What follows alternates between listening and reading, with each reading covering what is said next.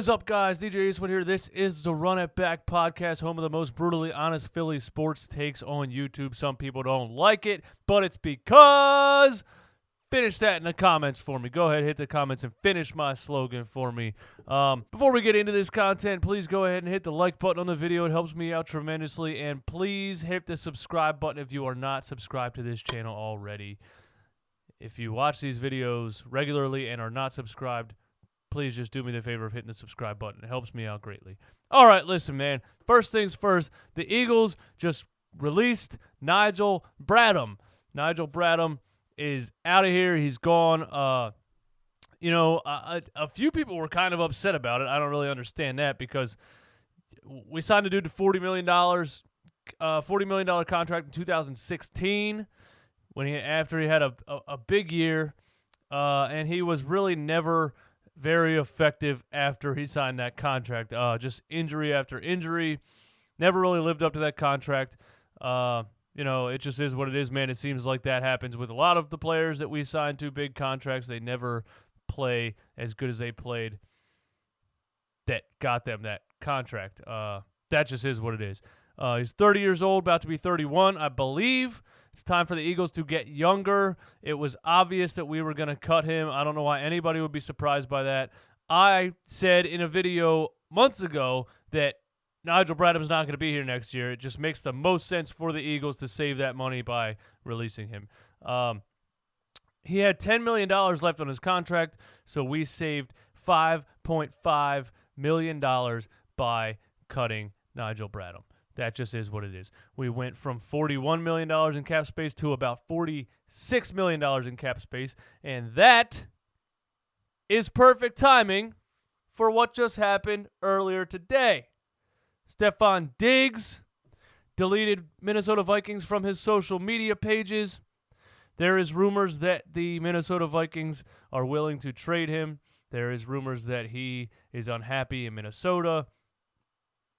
Not a shocker to anyone, not a shocker to me. But it is perfect timing because we have $46 million in cap space and Stefon Diggs has $45 million left on his contract. Now, what do we want to talk about as far as his situation here? It is rumored that you could possibly get Stefon Diggs for a second-round draft pick. Do we really think that's possible? I don't know. I mean, he's clearly worth more than a second-round draft pick, but if you've been watching the NFL over the past couple of off seasons, players seem to be getting traded for well under value, especially guys who seemingly have personality issues, we'll call it, okay? Stefon Diggs was fined by the Vikings last season $200,000 for missing practice and basically making up a lie that he was sick. That's an insane story, first of all, because $200,000 for missing practice, when you're making $45 million, I guess, $200,000 ain't shit, but that sounds like a lot of money for missing one practice. Anyway, the Vikings want to trade him. Clearly, they want to get draft picks in return. And if they could get a first-round draft pick, that would be the best situation for the Minnesota Vikings. If we could steal him for a second-rounder, that would be the best situation for us.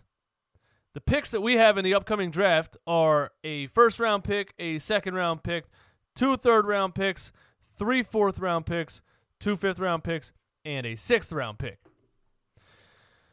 Now, let's just look at Stefon Diggs for a second. He is 26 years old. He has absolutely murdered the Eagles several times in his career, most notably the last time the Vikings played the Eagles.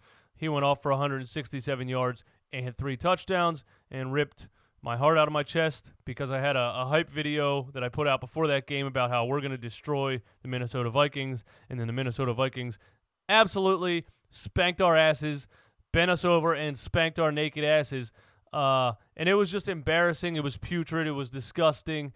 But it was that stretch of games where the Eagles defense quit. It was that stretch of games where the Eagles defense didn't show up whatsoever. I mean, the one play that I talked about back then was the play where both Stefon Diggs and the receiver on the other side of the field ran straight down the field and nobody covered them. They were both wide open, and Diggs had his second 60-yard touchdown of the game on that play. That was just unbelievable how putrid the Eagles defense was in that game. But let's get back to Stefon Diggs, because he has that big play potential. He has speed. He has reliable hands. He has pure just on-the-dime route running ability, and he has that big play potential that can, you saw him kill the Saints a couple years ago in that game that got them to the NFC Championship game, and in which they got spanked by Nick Foles and the championship Eagles that year. But he had that huge play against the Saints that killed them at the end of that game. He had 1,000 yards in 2018 and over 100 catches. He had 1,100 yards last year. He only had like 60-some catches. Last year, he got into a little bit of a personality, skyfle.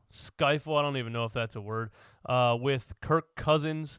It was rumored that the receivers on the Minnesota Vikings are not huge fans of Kirk Cousins. They had just had issues back and forth.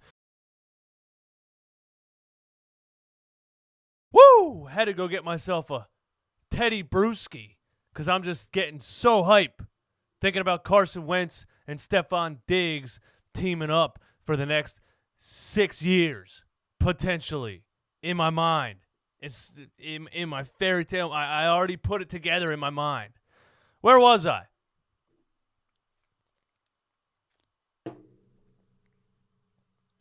Stefon Diggs seemed to have better chemistry and put up better numbers with Case Keenum, versus Kirk Cousins. He actually had a 17.8-yard average catch in 2018. 17.8 yards. And then the Vikings bailed on Case Keenum for unknown reasons and thought that Kirk Cousins would take them over the top.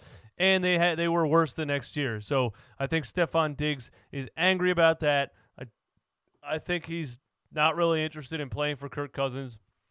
You could see the chemistry issues there, and he wants out. So that's the situation. And now we have to look at this.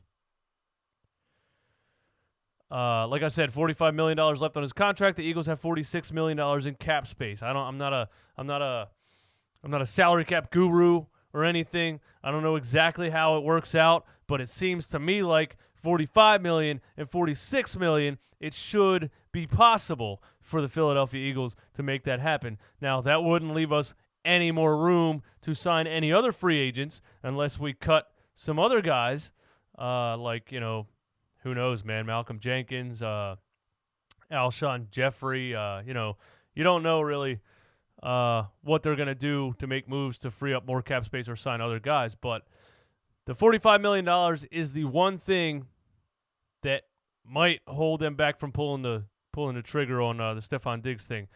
But the question here really is, and you can answer in the questions.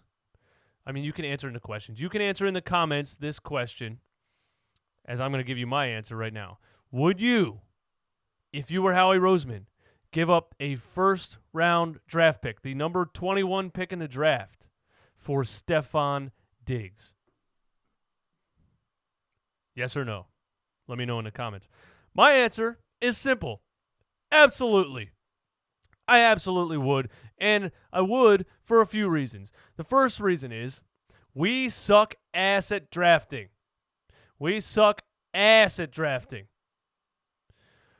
The whole goal of drafting a wide receiver in the first round is for that wide receiver to become a number one target. If you trade that draft pick for a 26-year-old Stefon Diggs, you are getting a guaranteed number one target. The